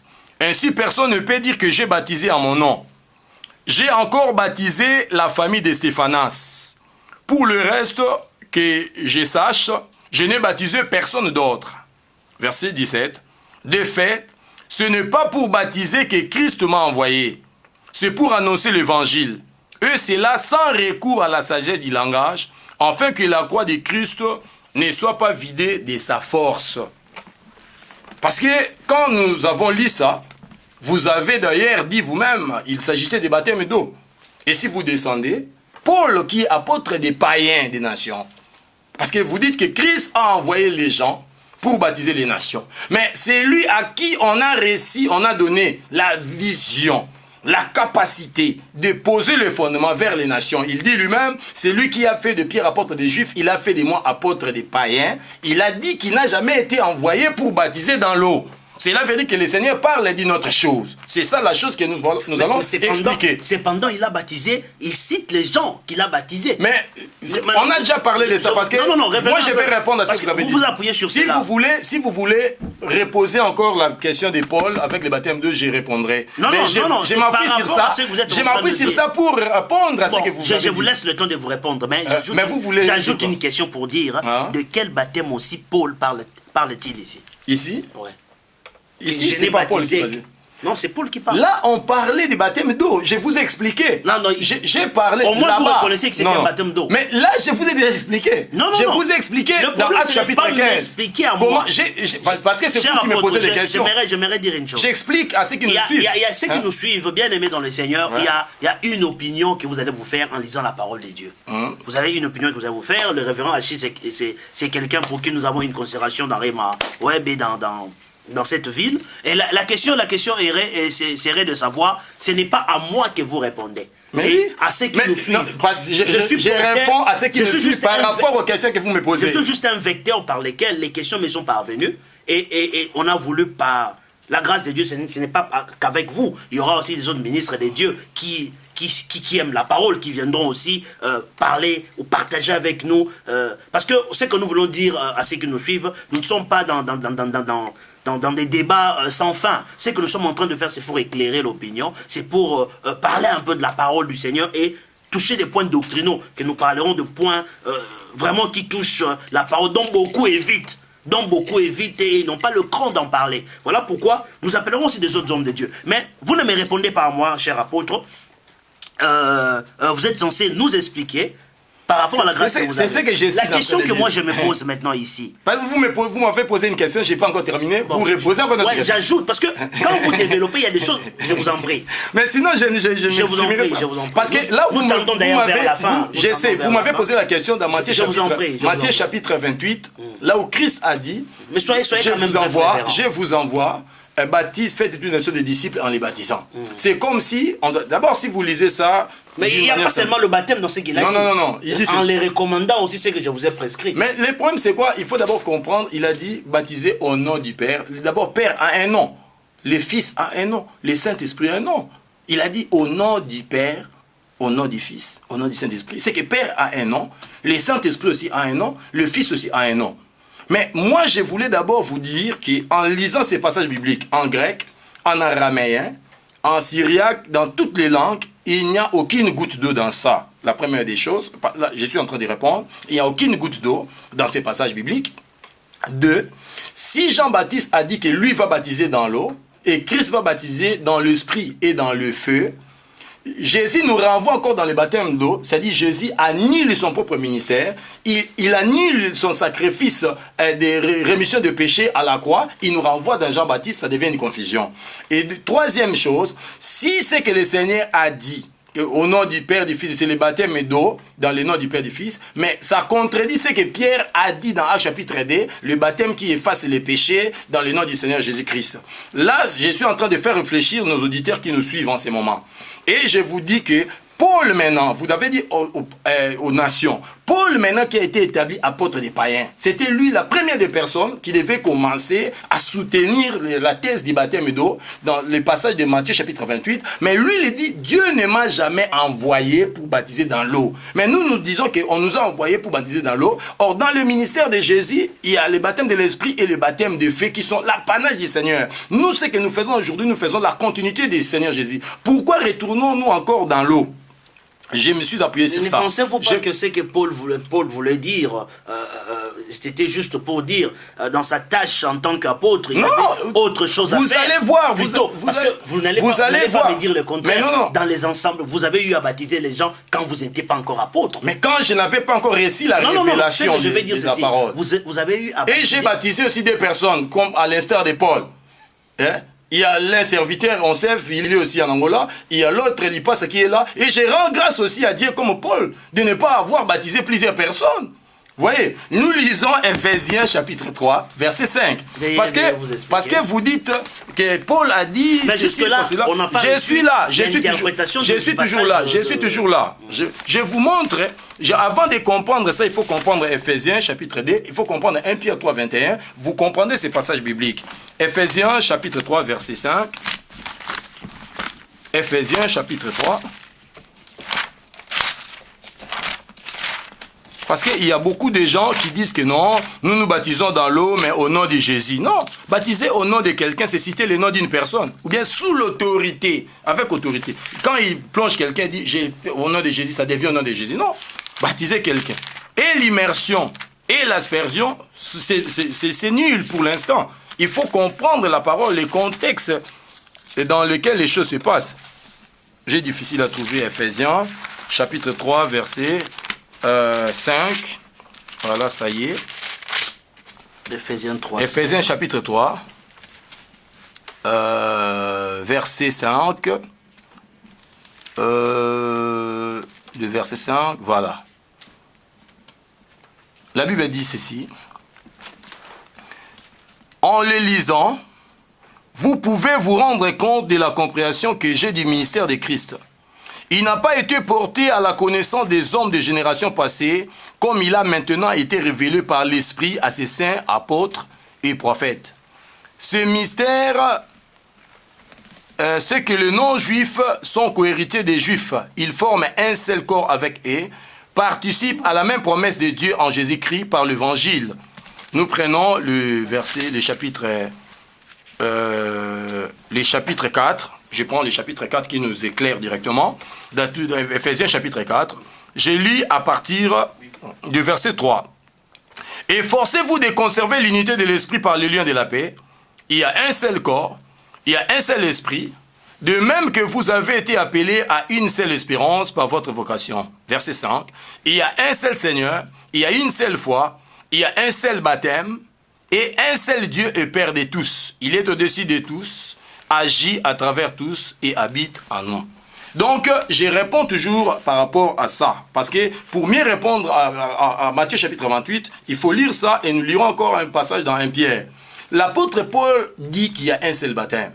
Vous voyez? Non, mais quand il dit qu'il y a un seul baptême, cela n'insinue pas qu'il y a simplement un seul baptême qui existe. Attendez. Il y a un baptême de Jean, il y a un baptême d'eau, il y a un baptême de l'esprit. Merci Il beaucoup. ne peut pas insinuer mais il ça. n'a pas dit seulement, n'a pas seulement dit qu'il y a un seul baptême. Il y a aussi un seul Dieu.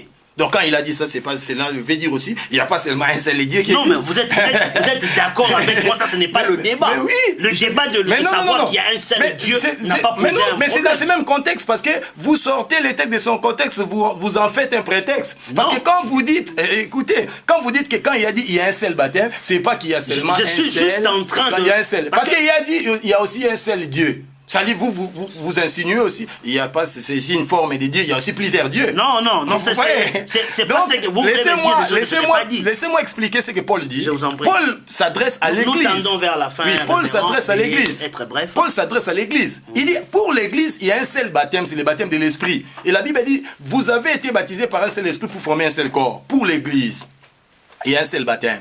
C'est-à-dire, pour Israël, il y avait les baptêmes d'eau qui précédaient la venue de Christ. Mais pour nous, l'Église, parce que l'Église est dans la dispensation de la grâce, c'est Christ qui en est le fondateur. C'est pourquoi Jean-Baptiste a dit, lui, il vous baptisera de l'Esprit. C'est-à-dire, dans l'Église, il y a les baptêmes de l'Esprit, pas les baptêmes d'eau, qui nous ramènent encore sous la loi. Et quand quelqu'un obéit à la loi, il est sous la malédiction de la loi. Il rejette d'emblée l'œuvre de Golgotha, là où Christ a expié le péché, là où Christ nous a substitués. Et Paul explique qu'il y a un seul baptême. Il n'y en a pas deux. Parce qu'il y a des gens qui disent qu'il faut être baptisé dans l'eau, après tu seras baptisé de l'esprit. C'est pas ce que la parole dit. Le Seigneur s'adressait ici aux nations. C'est ce que Pierre a dit. Je vais expliquer. Le Seigneur s'adressait ici aux nations. Ici, il dit, faites des nations des disciples. J'ai montré d'abord à la lumière de la parole qu'on ne peut pas faire de quelqu'un disciple par les baptêmes. Il dit, d'abord si vous lisez ces textes, pour mieux comprendre. Il dit, il n'y a pas que le baptême. Non, j'ai dit ceci. Continue. J'ai dit ceci. Laisse-moi parler. Il dit ceci. Allez faire de toutes nations, faites de toutes nations des disciples en les baptisant. Après, on dit enseignez-les ce qui vous est prescrit. Peut-on baptiser quelqu'un, après on l'enseigne? Vous voyez, on prend d'abord quelqu'un, on le baptise, après on l'enseigne. Parce que sur base de quoi il va se faire baptiser? Si vous prenez ça dans ce sens-là cru, vous ne comprenez rien. Ici, il y a une définition, voyez. Les nations devaient avoir la révélation de Dieu. C'est pourquoi je vous ai dit que le baptême, c'est l'enseignement. Le baptême, c'est l'engagement. Le baptême, c'est la consécration. C'est-à-dire, ces gens-là des nations devaient être enseignés sur la révélation du Père, du Fils et du Saint-Esprit. Parce que c'était des idolâtres. C'était des polythéistes. C'est la première des choses que les gens devaient faire aux nations. Ils devaient présenter à ces nations-là le vrai Dieu qui s'est manifesté par Père, par le Fils et par le Saint-Esprit. La seule personne, pas trois personnes en Dieu, mais la seule personne qui s'est manifestée par le Père, par le Fils. Pourquoi? C'est là où le Seigneur a dit. Et après les avoir enseignés sur la divinité, le vrai Dieu, pour tout le monde, pour l'humanité, vous devez tout enseigner, toute la doctrine que je vous ai enseignée. Ce n'est pas dans le sens de faire plonger des gens dans l'eau. Prenons 1 Pierre 3, 21. Que dit la parole? 1 Pierre 3, 21. On va aussi voir maintenant ce que la parole dit. C'est que Saint Pierre nous dit par rapport, au baptême. Vous voyez?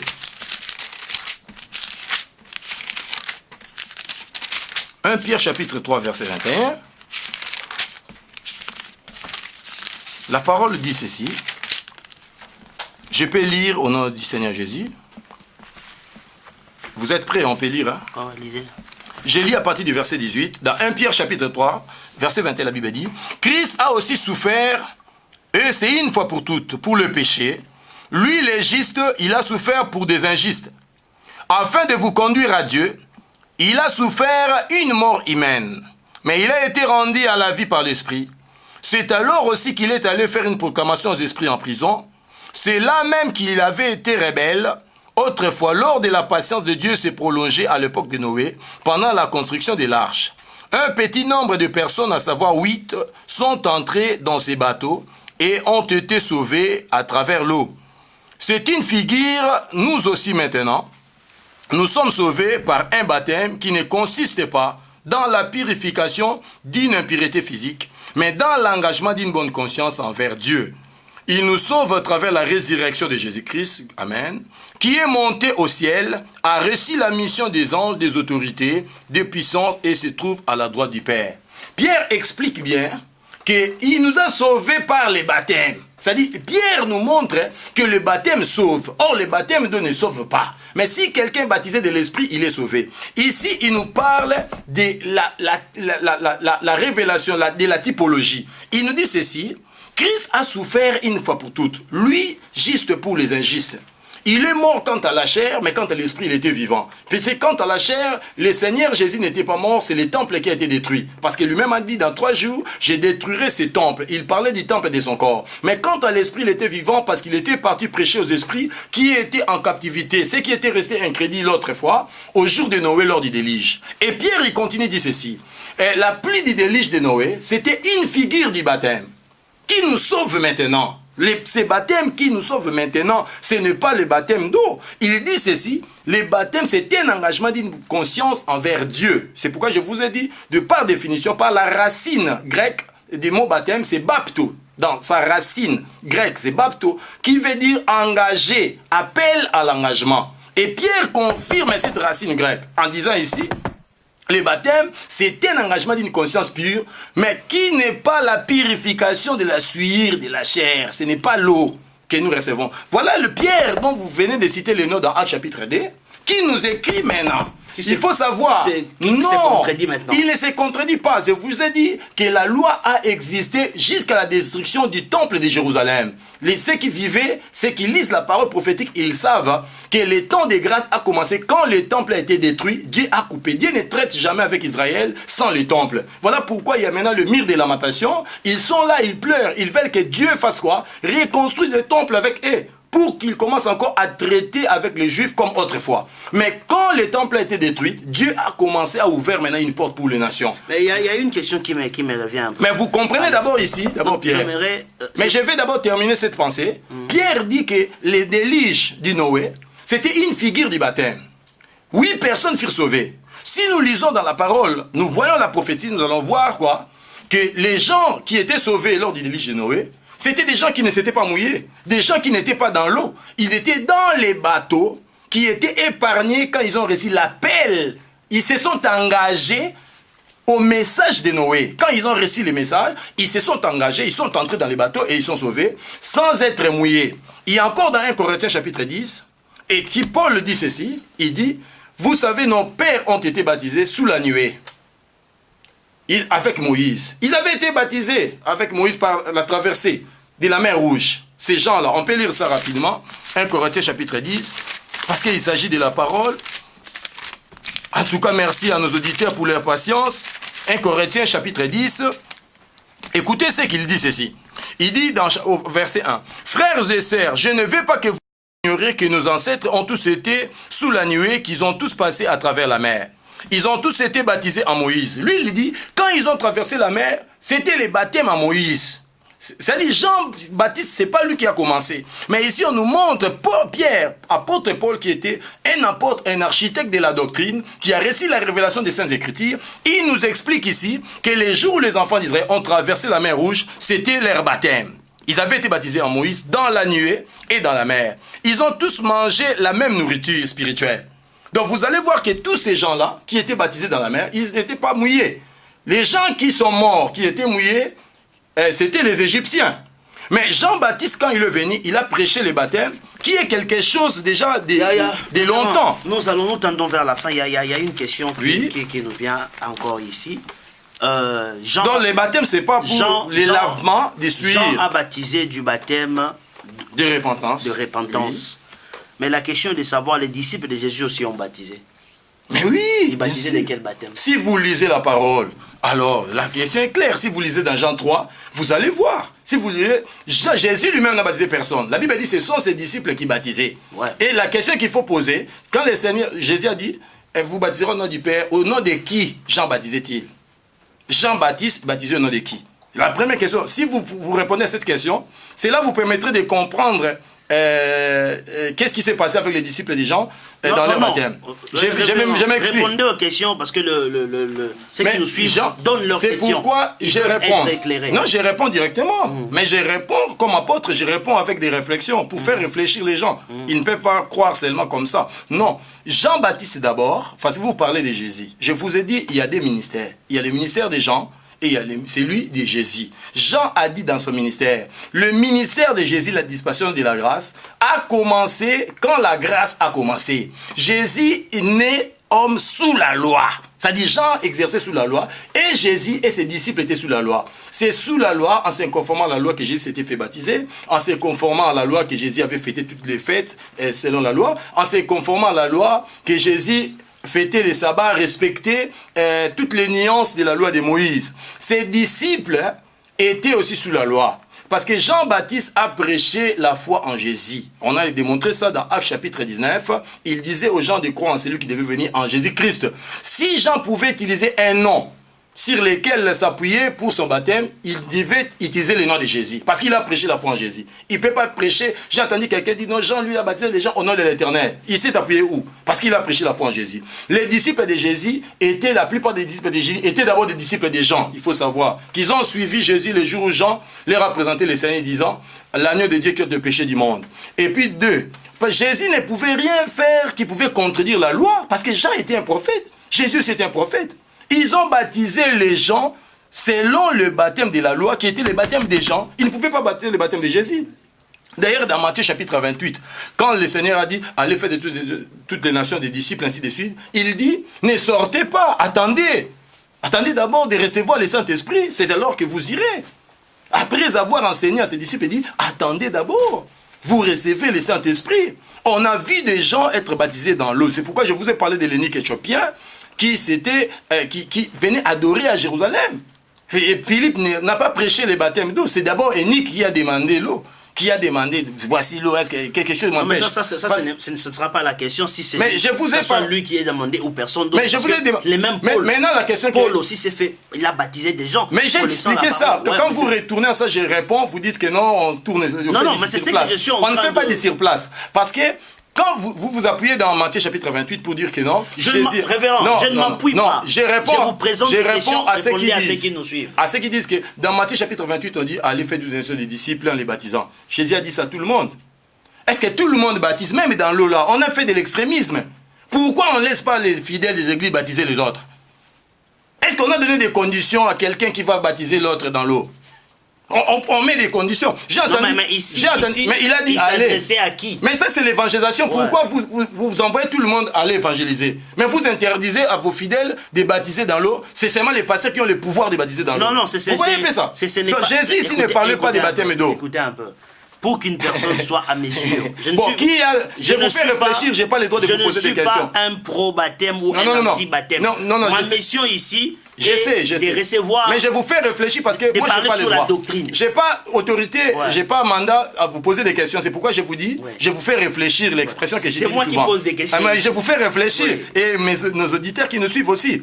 Mais pourquoi ces gens-là qui prêchent le baptême d'immersion, les baptêmes d'aspersion, ils disent que non, évangéliser c'est tout le monde. Quand il s'agit de l'évangélisation, ils s'appuient sur Matthieu 28. Mais pourquoi eux-mêmes, ils ont ce pouvoir-là de baptiser les gens dans l'eau? Pourquoi ils ne laissent pas aux fidèles de baptiser? Ils créent une certaines choses, des canevas pour dire que non, lui n'est pas apte. Non, mais quand le Seigneur a parlé, il n'a pas donné de conditions. Vous allez voir que le Seigneur n'a pas parlé des baptêmes d'eau. Les païens avaient besoin de connaître d'abord le vrai Dieu. Paul dit que le Seigneur m'a envoyé pour annoncer l'évangile, c'est-à-dire pour enseigner les gens. Et Jésus ne peut pas nous renvoyer encore dans l'eau, dans les baptêmes des gens. Et on a expliqué au travers de la parole. Saint Pierre dit que, Saint Pierre dans la maison des Corneilles, qu'est-ce qu'il a dit?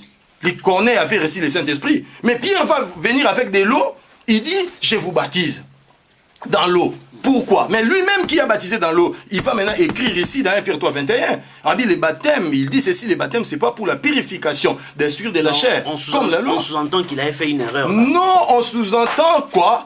Que les disciples, quand les temples n'étaient pas encore détruits, la dispensation des nations n'avait pas encore commencé, les disciples, la loi et la grâce ont coexisté, c'est ce que j'ai expliqué. Non, mais quand vous dites ça, quand vous dites ça, oui, je comprends très bien. Quand vous dites ça, ça insinue, c'est comme si... Mais vous n'avez pas vu ça dans la parole. Non, Pierre a dit que les baptêmes, c'est pas l'eau. Suivez-moi un peu. Quand vous dites ça, c'est comme si à un certain moment donné, et quand le temple a été détruit, automatiquement, tous les disciples ont reçu, je ne sais pas, comme... Non, les fondements étaient posés par Pierre, par Paul. Non, mais par rapport à ce que vous êtes en train de dire, moi je vous suis très bien. Quand vous dites par exemple que non, à cette époque-là, c'est quand le temple a été détruit. C'est comme si quand le temple a été détruit... Les gens par rapport à la parole pour montrer que les temps des nations ont commencé quand les temples étaient détruits. Je me suis appuyé Jean-Baptiste. Cette erreur-là, cette erreur, appelons ça comme ça, a continué jusqu'à ce qu'ils se sont rendus compte que c'était une erreur. Je vous ai dit, même quand le Seigneur est mort, il y a eu les ténèbres et la lumière qui ont existé. C'est ça que je suis en train de dire. Vous voyez, il faut pas me mettre à la place de Dieu. Je vous dis, j'explique ce qui est écrit dans la parole. La grâce et la loi ont coexisté. Et on a démontré ça dans la Bible, même dans Actes chapitre 15. On a imposé aux Juifs, on a dit pour les Juifs qui ont reçu l'évangile, ils peuvent continuer à vivre sous la loi. On a montré ça dans la parole. Mais pour les nouveaux convertis qui viennent, en tout cas, révérend, il y a tellement de choses à dire tout autour du baptême. Ceux qui nous suivent, vraiment, nous vous remercions au nom de Jésus. Et ça ne sera pas la toute première et la toute dernière. On aura de thèmes assez...